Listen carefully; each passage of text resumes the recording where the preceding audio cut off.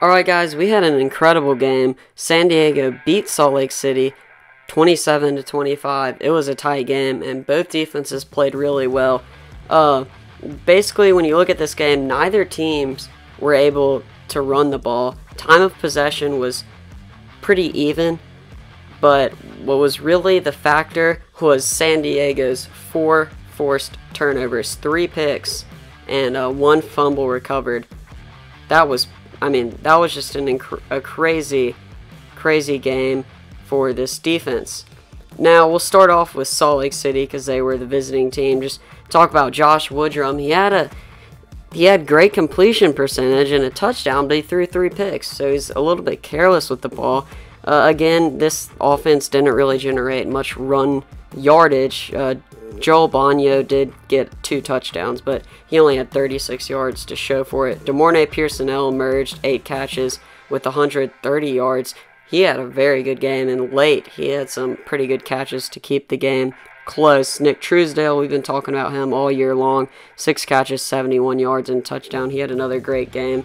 Carter Schultz, defensive end. He had another sack. He's been one of the best defensive players this year for not just for the Western Conference, but for the whole league. Now, this offense was really, it didn't seem bad. It was just the turnovers. They were able to move the ball pretty well. They had some pretty explosive plays. They weren't able to run the ball, but they were able to pass it pretty well. Obviously, they had a lot of passing yardage. Just too many turnovers, and that was really the story of the game. Now we'll switch gears to San Diego. Bercovici played pretty well. I'll give him credit. I was not high on Bercovici going into this, but he proved to be the quarterback that they needed to win this game. He had a pick, a touchdown, 304 yards, a decent completion percentage, and he really didn't have much help from the running game. Although we did get to see Bishop Sankey, which is pretty cool. He came back from an injury. He didn't really do much, but he did have 5 carries, so that's pretty interesting.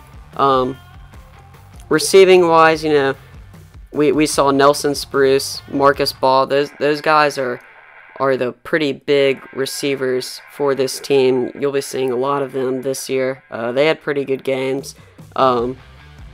Other than that, it's the defense that won this game. I can't emphasize this enough. San Diego's defense was incredible, and Cameron Kelly, easily the player of the game. He had 3 interceptions. This defense scored 12 points. Those are game-changing points, because if they don't have those points, obviously they don't win the game, because this game was a 3-point game.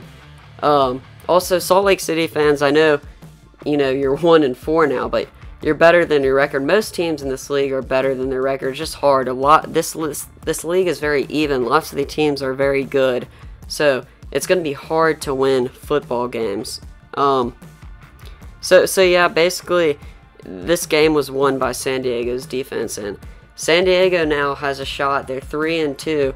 This Western Division is really exciting. It's really tight, and unfortunately for the Stallions, they're now 1-4. They're probably not going to be able to make it into the playoff discussion. They have to be top 2 in the standings. They have to win a lot of games. If they do, it's possible they can turn things around, but they've just had a rough season. Later today, the Commanders and the Hot Shots will square off. Y'all are going to want to watch that game. This is going to be really important for the future of this conference, because basically every week is really important, because they're all trying to fight to get one of the 2 spots in the playoffs each team. San Diego is definitely making a case. They're one of the strongest teams in this league. Alright guys, I hope you enjoyed the video, but I want to know, who do you think is the best team in this division, the West? It's interesting. We got a 3-team race. Make sure to like, subscribe, and comment, and hit that bell for notifications. Thanks for watching.